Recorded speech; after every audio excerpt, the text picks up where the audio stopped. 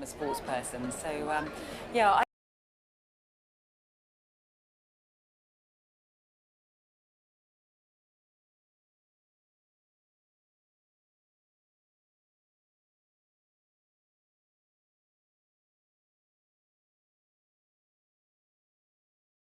I think he's got to be very happy. You could see just the joy when he was trying to finish off that match.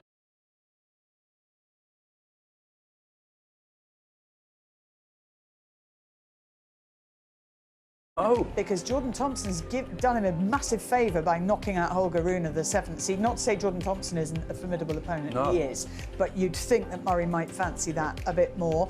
Milos Raonic, we saw put out Cam Norrie. He is through to the second round. He'll meet Taylor Fritz, the USA. Quite a few upsets as well. Ben Shelton, the 6th seed from the USA, he's gone. And a really great win for Billy Harris, who might be someone who's not on your radar. He's a British player. He's 29 years old. He took, what, 10 years to win his first match on the ATP Tour. Unbelievable. You met him, didn't you, earlier today? Yesterday I met him and interviewed him, and I didn't know too much about him, but I know that he lived in a camper van and he travelled around using his camper van to get to tournaments. And he's very tall. He's about 6'4", very kind of understated, but enjoying life on the tour, and has a big game, a very big serve. You know, likes to come forward, and just was enjoying the fact that he was here at Queen's and had that great win today. I think he was just going to put everything out there on the court. And when you're a little bit older and it starts to come to you a bit later, you appreciate it so much more. It'd be very exciting to see, and let's hope that we get to see him in action tomorrow or the next day and watch him go further. But just further reflections on Andy Murray and John, what it is that he still does out there on court that makes him that much better than others. Well, his defence is still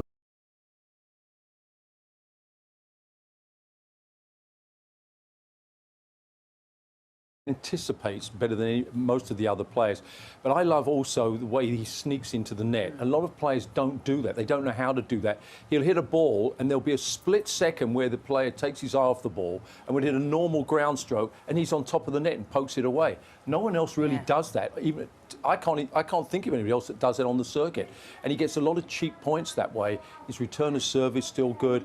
But again, we go back to that desire, that attitude, that in-your-face kind of look that he has, and what it means to him. That someone like Andy Murray, these sort of performances, it's really what separates the really good players from the greats, to have that desire. And we saw that. We saw it particularly in the deciding set. I mean, it's just a joy when he's like this. He's so hungry, and it comes up. Look at him. Let's go. Come on. Gets them on their feet. I think this is what he's put himself through, pain-wise, and, all of those hours with the trainers and the physios and the physical fitness trainers just to try to come back from moments like this today, feeding off that energy of the crowd, just lapping it up. And still, those passing shots are as good as you say, John. There were glimpses today of how wonderful, his tennis has been over the years. Yes, he's slower. Yes, it's not as good. It's not even close to what his best was. But he prods, he pokes, he disrupts. He does a lot of things that just frustrate and irritate opponents. And you could see doubt creeping into Popyrin all the way through this match, and he managed to eke out unforced errors that other players can't do that. Yeah.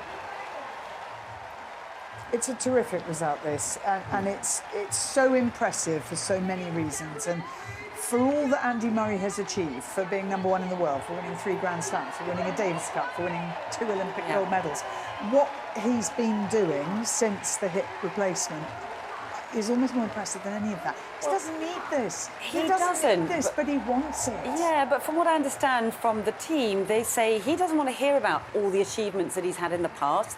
That can be put to one side, and it's all about going forward, what he can still achieve, what he's got left out of the tank in the game. And I think that's very much his attitude. When he hangs up his racket eventually, whenever that might be, then he can look back and have a lot of pride about what he's achieved, but he doesn't want to hear about that right now. For him, it's all about when he steps on court, what can he do today? What can he still achieve in the game? And we were talking about it in commentary. Is he going to regret that he said at the start of the year, maybe this is my last year, because he's now spending a year having to defend and answer all those questions? And then we talked about it, that Navratilova did the same thing and said she regretted it bitterly because she had to spend a year talking about it, whereas Steffi Graf and Pete Sampras only told the press and the media after they played their last match. And then suddenly it was like, whoa, oh, they finished. But I wonder whether he almost maybe wishes he had done that, because at the moment he's having to talk about it all the time. But he'd have got the questions anyway. And that's not just an age thing. That's also because of what he's been through with hip replacement. He would have got the same questions. I understand totally what you're saying, Annabelle, because it's like it's never ending. It's like, when are you going to stop? It's like, well, I'm kind of sort of enjoying myself. Is it okay if I play? I'm trying to play a little bit of catch up, but he, you can just see how much he just loves it out there. And I don't know. He wins a couple more matches here. The bottom line is he knew there was a lot of pressure on him today because he wanted to go out. He didn't want to lose in the first round, certainly, and it's been built up. If he'd have lost today and not put in a particularly good performance, it would have been so disappointing. Whatever happens now, he wouldn't say this, but I would say it's a bonus because we didn't really expect too much from him. He does, and he'll be disappointed if he loses tomorrow because he's a champion. Yeah, I guess it's how his body pulls up from a match like that. I know it's probably going to be more painful than it would have been in the past to wake up after a three-setter like that, and all the adrenaline emotion that goes into a match like that. But I also wonder, I think, somebody that's decided to change rackets at the end of your career, when you've just spent your entire career with one racket, is that somebody who wants to hang up the rackets? You're still trying to find something at the end of your career. So that's why I still have question marks. And you said in the interview that you played out ahead of today, it's going to be very painful. This is what he knows and loves. He's had his whole career since he was a little boy playing tennis. He has so much joy on a tennis court. I'm not sure he's ready to hang up those rackets just yet, and not this new one that he's trying out either. Good point. It's a very good point. What do you think? Well, it's a good point. I mean, he spent apparently hours and hours, days, going through the rackets, balancing, trying out new string patterns with a new racket. Why would you do that if you're going to play for another month or 2 months? Yeah, well, that's what I think. Would you just play with the old racket and go, well, that was great, thanks very much. But trying to find a new racket to give you something at the end of your career, I just think maybe you've got other ideas. We'll keep talking about it, but maybe you're just going to keep playing. Well, whatever happens, whenever that day comes, he can look back on what he's achieved, but also the way he's done it, and know that there wasn't a single moment where he didn't give 100%. No. That's right. And we saw it again this evening, and that, for me, is the sort of the biggest lesson, Absolutely. in terms of what you learn. Well, I think outside the court. I think it's been really fortunate for players that are coming through, even particularly in the British game, obviously, like the likes of Jack Draper, who's about to come onto court. I know he's on the red button, but I think there's so much to learn from watching Andy Murray's brand of tennis. It is quite unique. I can't compare him to any other player that we've ever witnessed in the sport. We always talk about players that are resembling other players, but there are I can't think of any player. Can you think of any players that resemble the way he plays the game? No. Because it's like a geometry that he has, his ability to look at the angles, the backhand slice that comes on the inside and fades away from opponents, the sort of cat and mouse tennis, like I said, the prodding and poking. I call it Tom and Jerry tennis, actually, the sort of ability to really frustrate opponents down there and disrupt rhythm. Acceleration, slow balling, height, spin. There's a lot of mixture of stuff that he's doing that's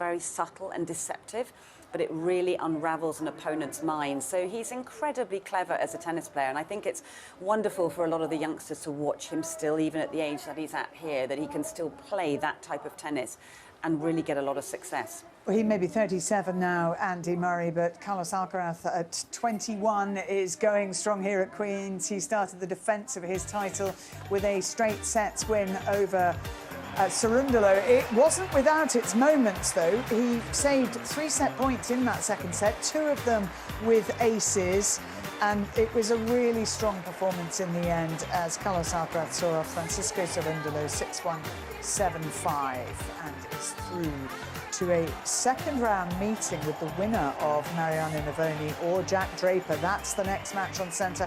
That will be live, as Annabelle mentioned, both on Red Button and on the iPlayer. Jack Draper, the new British #1. Billy Harris, though, a British winner today, and terrific for him, the biggest win of his career, and he is through to the second round here. He's 29 years old, and as Annabelle was also saying, drove himself around in a camper van, sleeping in the van, cooking in the van for all these tournaments. being given a chance on the big stage, and he has definitely grasped that opportunity. But for Dan, gets his head in the right place, right time, and one more bit to do yet. The joy.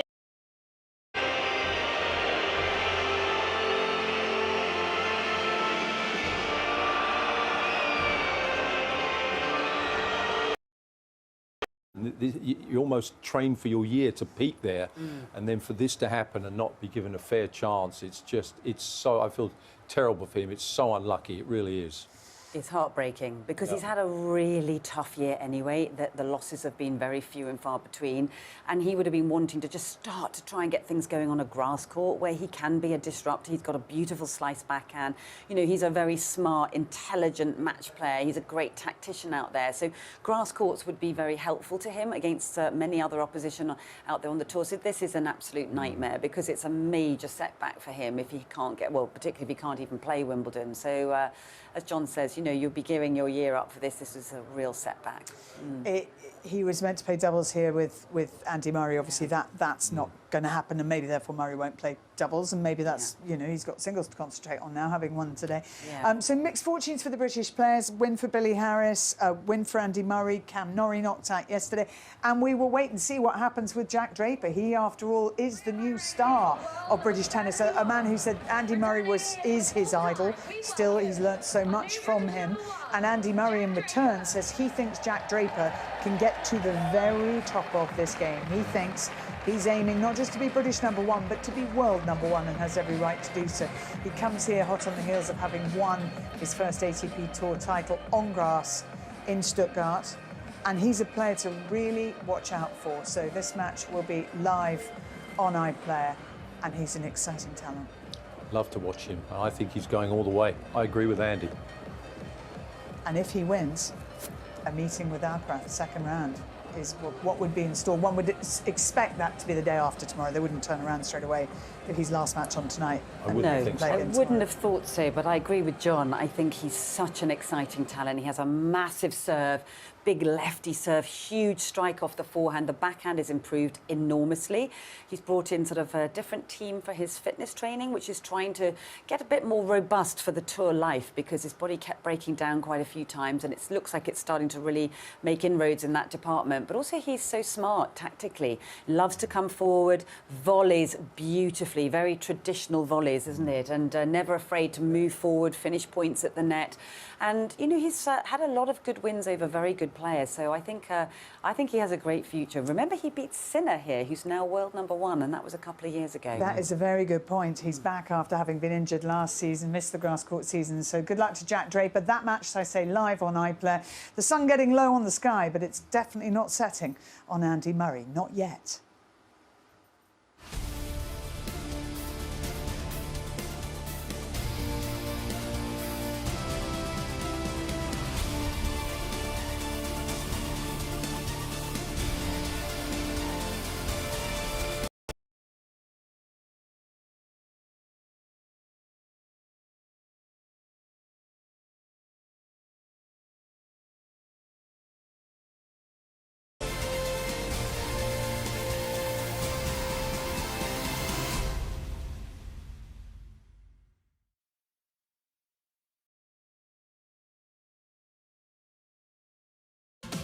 Literally the worst two fellas in the school.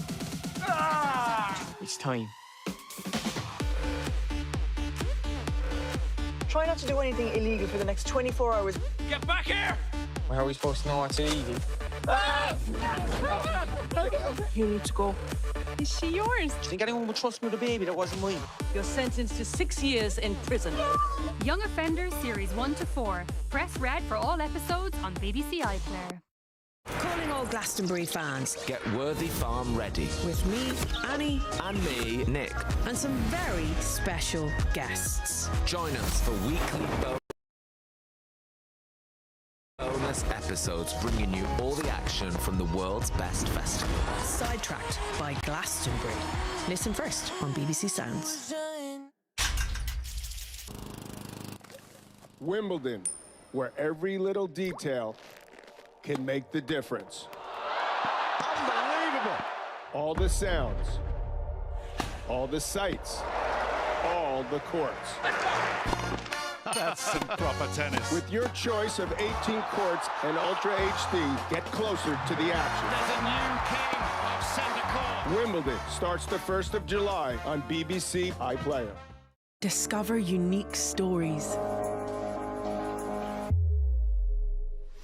Experts battle to save treasured objects. He looks absolutely fantastic now. Britain's biggest paranormal podcast is going on a road trip. Oh my God, we've summoned something from this board. Mum had her eye on the future all the time. She wanted science to find a solution to Alzheimer's disease. Only on the BBC. Watch on iPlayer, listen on Sounds. As we stayed for the exciting end to the live Murray match, some changes here on BBC Two. But we're back on track with a suspicious Phil EastEnders right here in half an hour, after 2 becomes 1.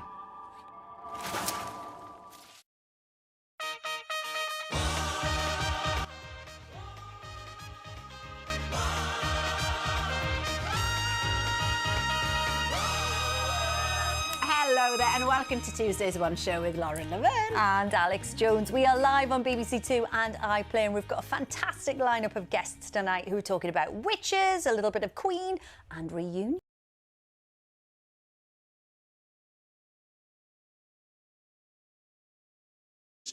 Sums up their spirit, actually. I think they can be very proud of their performance. I think maybe not completely toe-to-toe with Turkey, but they can be very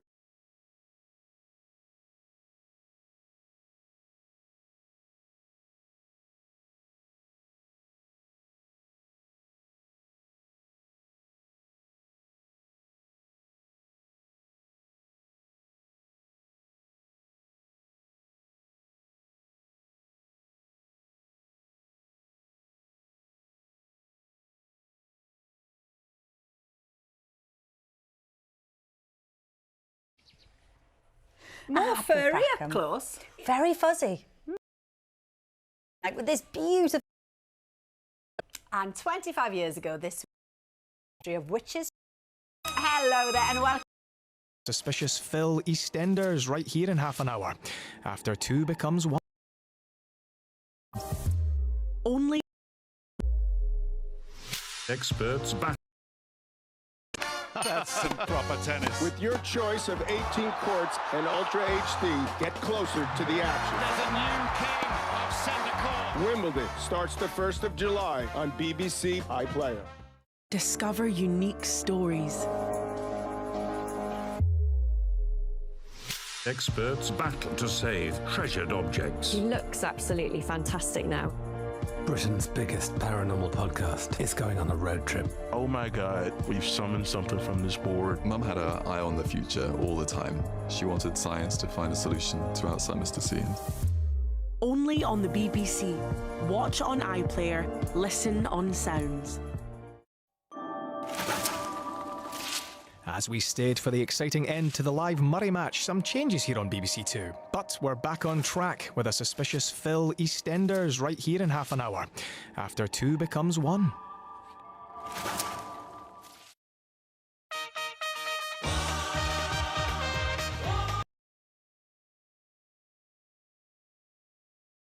Well, so Micah, it was a Turkish delight. Give me strength. Goodbye. Are you ready for this? The downpour that we experienced lasted a couple of hours, and boy, did it come down. The joy is with Georgia. The pressure is on Turkey. You can't get a lot closer without scoring. And that's Mert Muldor. Lift off for Turkey. And it's in from Mika Tansa. Incredibly, Georgia are level. Arda Güler. Oh, yes! That is a teenage dream! There's nobody in the goal! 3-1 Turkey!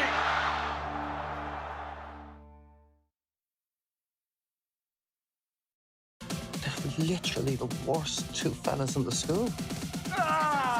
It's time. Try not to do anything illegal for the next 24 hours. Get back here! Well, how are we supposed to know what's illegal? You need to go. Is she yours? Do you think anyone would trust me with a baby that wasn't mine? You're sentenced to 6 years in prison. Young Offenders Series 1 to 4. Press red for all episodes on BBC iPlayer. He's enjoyed the best money can buy. My conscience at this point was telling me, go and spend, spend, spend. Unfortunately, it was not his money. I'm the bad guy. The police were waiting for me. It was quite scary. Confessions of a Teenage Fraudster. Press red for all episodes on BBC iPlayer.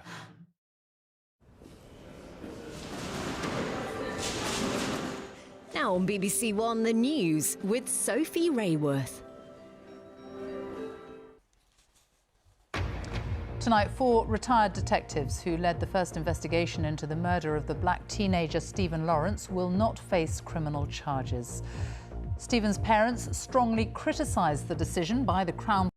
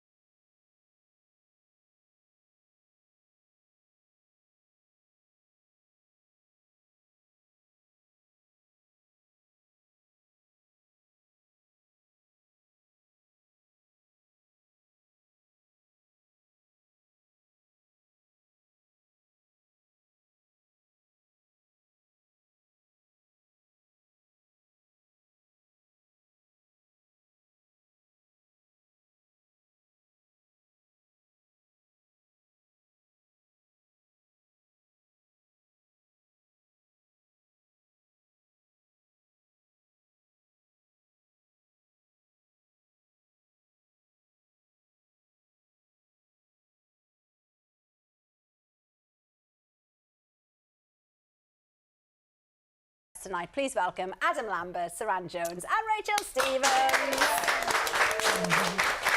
We were saying, oh, looking tonally beautiful over there. Look at that. We didn't text each other. We didn't. It just happened. Amazing. Just a Tuesday. Saran, we found a little link between you and Rachel because apparently, before you found fame on Corrie, you could have been the extra member of S Club 8. Yes, I could have been. Because you were singing the songs, I weren't you? don't think they would have had me, but yes, I could have been. What do you mean, S Club Juniors? No.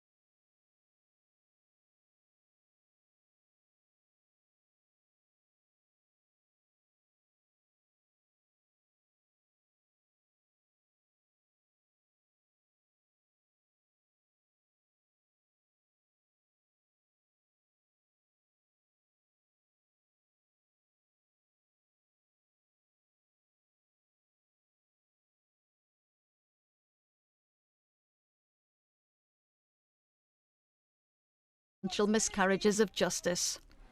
But their work helped uncover the scandal. Emma Simpson, BBC News at the Post Office Inquiry.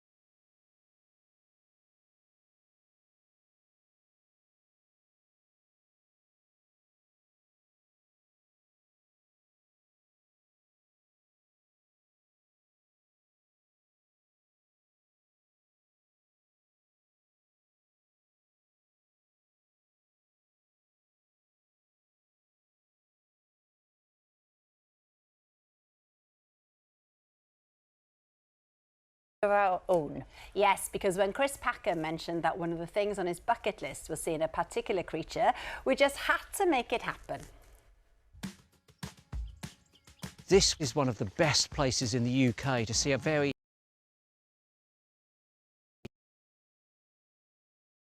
in handcuffs and leaving that court appearance with his lawyer wearing a black baseball cap and black sunglasses. Neda Tawfik, thank you.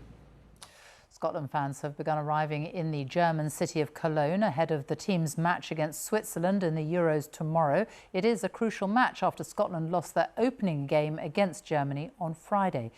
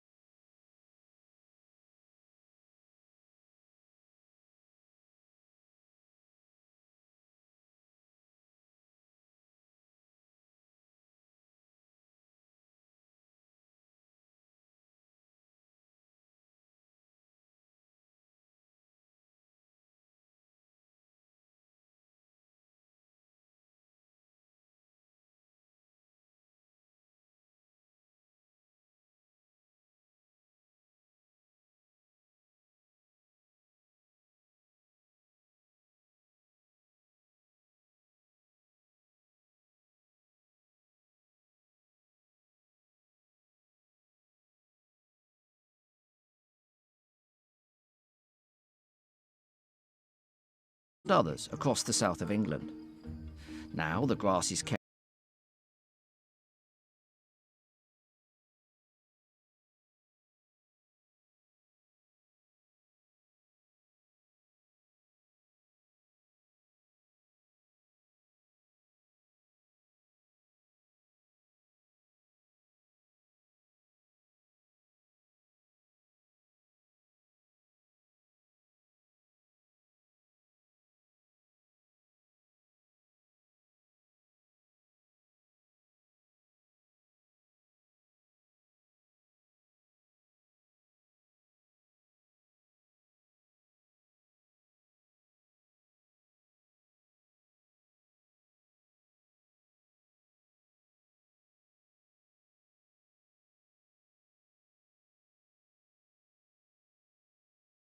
There's some pretty extreme weather right around the globe at the moment, isn't there? There is. Most.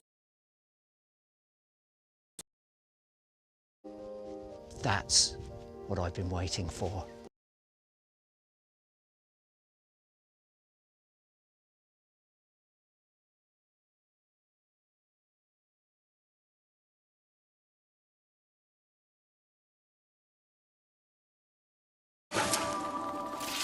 As we stayed for the exciting end to the live Murray match, some changes here on BBC Two. But we're back on track with a suspicious Phil EastEnders right here in half an hour.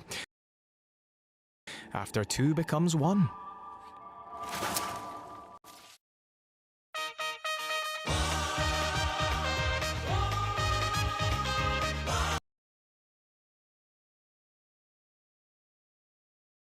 white eggs. We know that when it comes to wildlife, we're living in an age of difficulty and decline.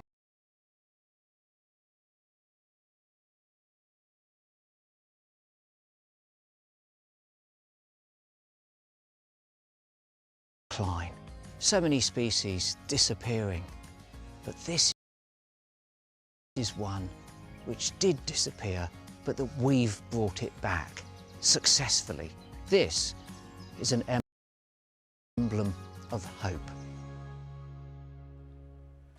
Oh, I love that emblem of hope. And look, here's one of Chris's photographs behind us on the screen. Isn't that beautiful? And it is fuzzy, you're right, Al. It's just furrier than you thought, isn't it? Tactile. Very nice. So pleasing. Now then, Rachel, we nearly had a heart attack in the meeting because apparently it's 25 years.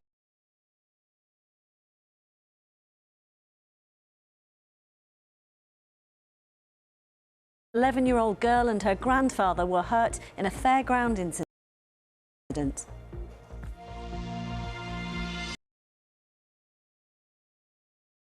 Developments, of course, on the BBC website. Now, though, it's time to join our colleagues for the news where you are. Goodbye. Thank you. Tonight on BBC London, a family seeking answers after an 11-year-old girl and her grandfather were hurt in a fairground incident.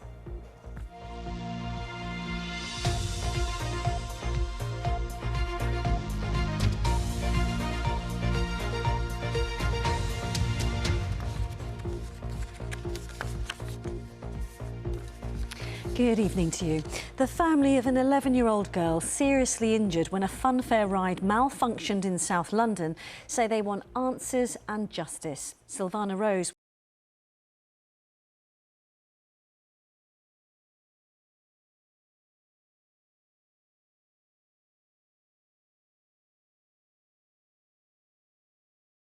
And they came up on stage with us at the O2, and it was very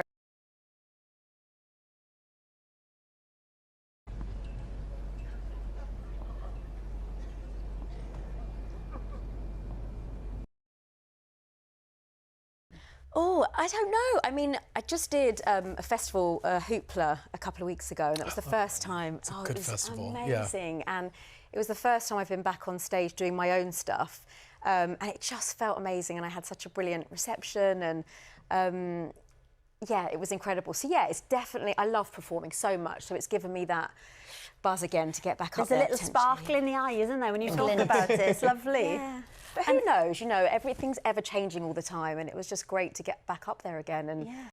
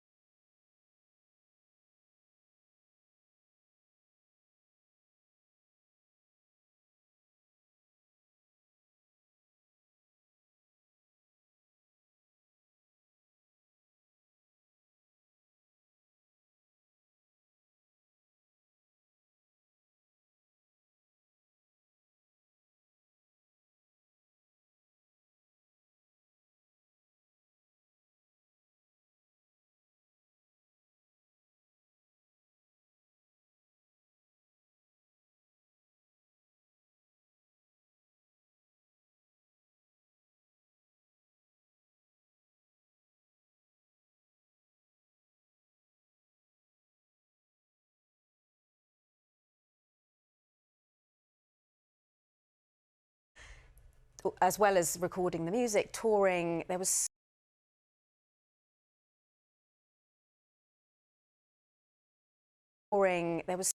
so much going on, and there was never really time, I found, to sort of stand still and just take it in and find that, yeah, just be in the moment. Well, we loved it, Seven, the absolute best. Rachel's book, Finding My Voice, is out on Thursday. Now, tomorrow night, Adam is going to take on a new kind of spotlight as he steps into the world of documentary making. Before he tells us about it, here is a taste of Out Loud and Proud. For over a decade, I've been the frontman for iconic rock band Queen, celebrating their music and queer legend, Freddie Mercury. Fireworks.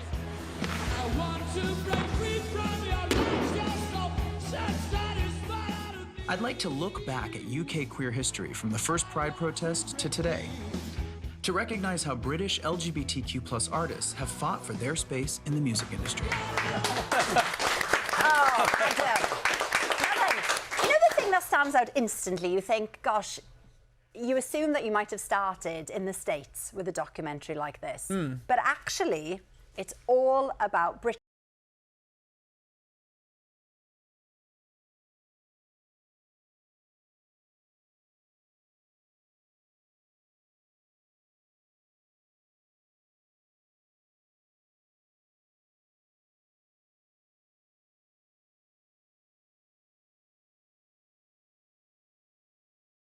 I love, as Alex says, that it's, you know, with British bands, including Queen, who you've been with for 10 years now, and there is this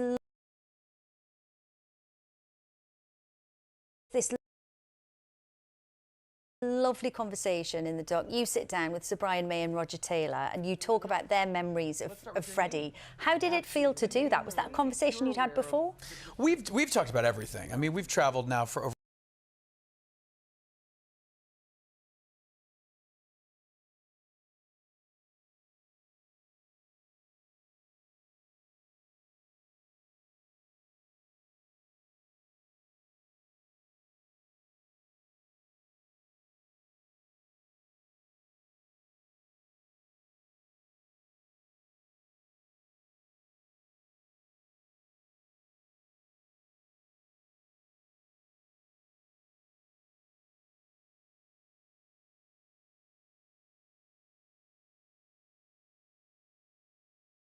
where people love what I do.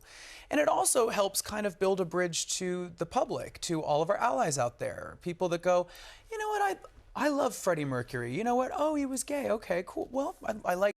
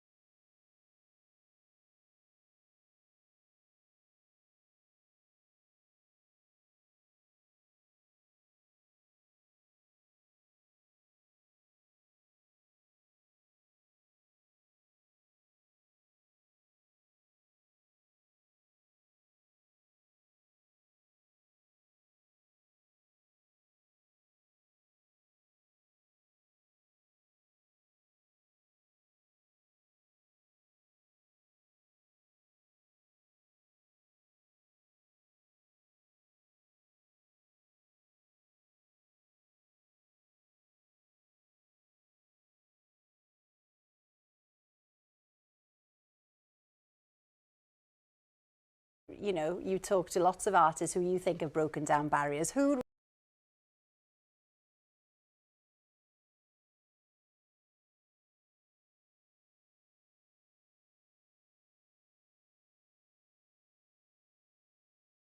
little further. And now our community is facing a lot of pushback. Spot for Freddie being, you know, a temporary member of Queen, you know, with Brian and Roger for the last 10 years. I just love that we got to speak to his experience as a songwriter and as a performer. Being LGBTQ, it adds another layer of things to your experience. There's something that I've said often, like when you grow up different, there's a lot of shame that comes with that. Whether your parents reject you for it, or your church, or your community, there's a lot of shame. There's a lot of stuff we have to deal with emotionally and psychologically. And that's a journey for most gay people, and lesbian and bi and trans and everybody in the umbrella. Our journey is dealing with that shame and confronting it and releasing it. But it takes a long time. And for artists and creatives, when we write things from you know, our souls, The heart, that informs a lot of what we're writing about and how we see love and acceptance and joy and all these emotions. It's sort of filtered through that lens. Yeah. And, you know, you found fame on American Idol. I mean, looking back at your own story, has this given you a new perspective? You know, you'd come out to friends and family back then, but it wasn't part of your story in the show. Do you wish that it had been, that it could have been? Well, it's funny because you know, if I were on the show now, it would just be like, yeah, and whatever. Yeah. This is 2009 in America, and you guys are about 10 years ahead of us, I always say, in terms of acceptance and visibility. We're 10 years behind you. So in 2009, it was definitely like, you just didn't talk about it. It was so taboo. And no one ever said to me, don't say anything. But it also there was never really like a bridge to talk about it. It had nothing to do with what I was doing. This was before identity was sort of expected to be talked about like it is today. You know, today everyone, like, identity politics are part of everything, you know. But back then it just, you know, the expectation was everybody's straight. So it just it didn't come up. Ryan Seacrest didn't ask me who I was in bed with the night before. So it didn't come up. But, you know, I was pretty flamboyant. I was pretty camp. I think most people were like, well, he's probably gay. You know? Yeah. So as soon as the show was over and I was allowed to do interviews, because while we're on the show, they kind of kept us in a little bubble. My first interview, you know, I did Rolling Stone, and I was like, yeah, I'm gay, duh. Yeah. Well, Adam Lambert, Out Loud and Proud, is on tomorrow night, 9 o'clock on ITV1 and ITVX. That's all we've got time for tonight. Thank you so much for our wonderful guests. Tomorrow we'll be back with Jill Halfpenny and Lawrence Llewellyn-Bowen, and Matt will be here with Watchdog. Have a lovely evening and see you then. Bye-bye. Bye.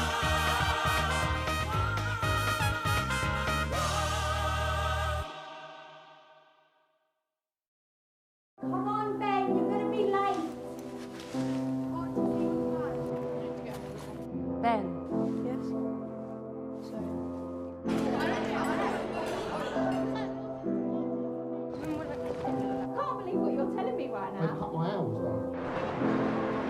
Some children carry more than others. With our help, their mental health issues can feel lighter. BBC Children in Need. We're there for you. Wimbledon, where every little detail can make the difference. Unbelievable! All the sounds, all the sights, all the courts. That's some proper tennis. With your choice of 18 courts and Ultra HD, get closer to the action. There's a new king of centre court. Wimbledon starts the 1st of July on BBC iPlayer.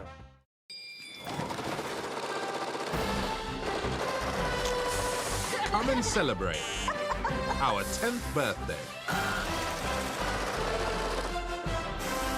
The Great British Sewing Bee continues tonight at 9 on BBC Two and iPlayer.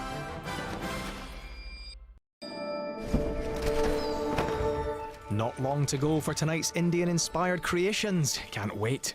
Now, questions for Sharon EastEnders, which you can also watch from 6 in the morning each day on BBC iPlayer.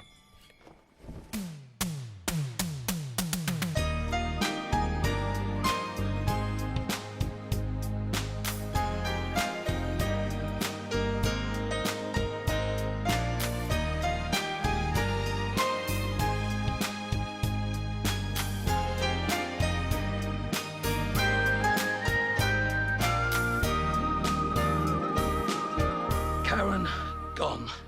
But Callum asking questions. What does that mean? Well, come on, because it ain't about swapping knitting patterns, is it? I don't know.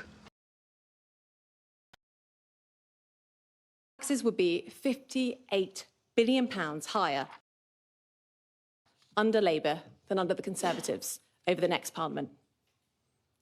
But this calculation is just based on the formal tax rises Labour have set out in their own documents. And I'm afraid to tell you, there's more to come. Analysis of Labour's spending commitments, including 21 costings by Treasury officials, Labour's own figures, and costings from other independent sources, show Labour have a £38.5 billion black hole in their plans over the next 4 years. That will require Labour to raise taxes by £2,094 for every working family. Tax rises on top of those set out by Keir Starmer yesterday. People in this country have had an incredibly tough time with their cost of living after the shocks caused by COVID and Putin's war in Ukraine. We're just starting to turn a corner. The economy is growing, inflation is back to normal, and wages are rising. The last thing working families in our country need is Labour's £2,000 tax bill. There are, in total, 18 taxes that we have specifically ruled out.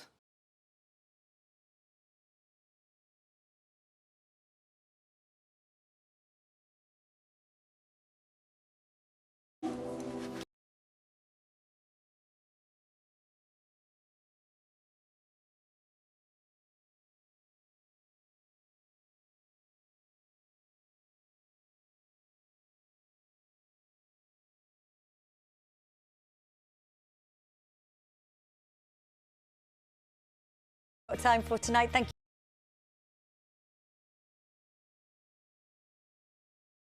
you so much to our wonderful guests. Tomorrow we'll be back with Jill Halfpenny and Lawrence Llewellyn-Bowen, and Matt will be here with Watchdog. Have a lovely evening. See you then. Bye-bye.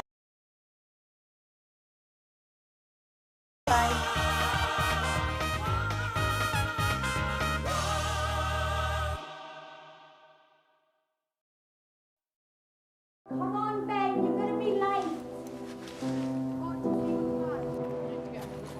Ben. Yes? Sorry. I can't believe what you're telling me right now. I cut my hours down. Some children carry more than others. Ben, you ain't... With our help, their mental health issues can feel lighter. BBC Children in Need. We're there for you. Wimbledon, where every little detail can make the difference. Unbelievable! All the sounds, all the sights, all the courts. That's some proper tennis. With your choice of 18 courts and Ultra HD, get closer to the action. There's a new king of centre court. Wimbledon starts the 1st of July on BBC iPlayer.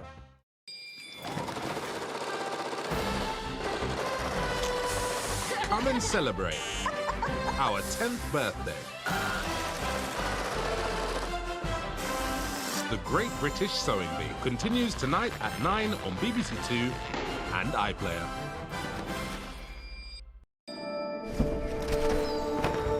Not long to go for tonight's Indian-inspired creations. Can't wait. Now, questions for Sharon EastEnders, which you can also watch from 6 in the morning each day on BBC iPlayer.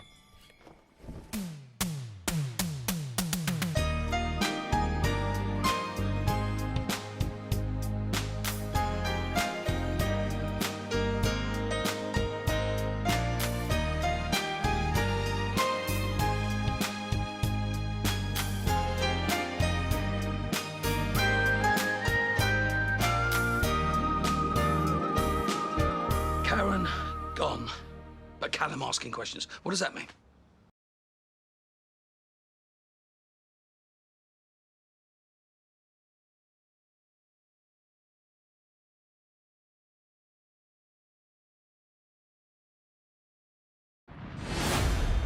The Traitors US. Press red for all episodes on BBC iPlayer.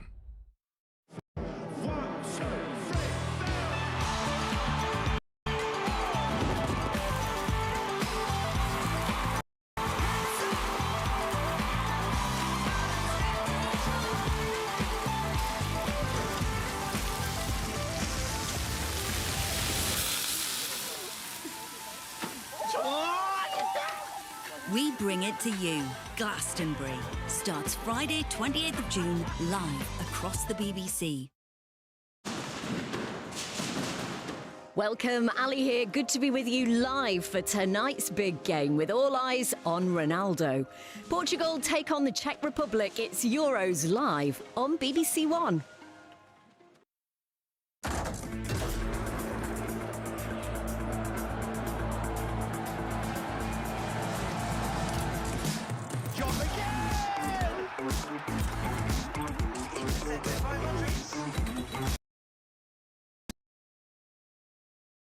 And he also reckons that Linda might even be lying.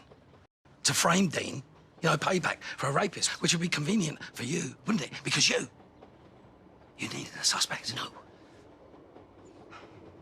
Sharon, was it you? How could you even say that? Is that why you're worried about the trial? Is that why you're worried about Linda holding it together? Because she is covering for you? No. I'm worried about it because she's my friend and I'm trying to help her cope with it. Just tell me the truth, Sharon. I just told you. I know you, Sharon. I know you, and I know when you're lying. It was you, wasn't it?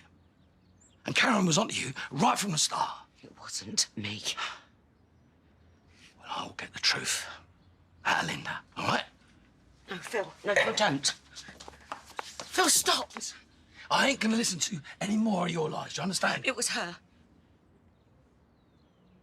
Linda killed Keanu.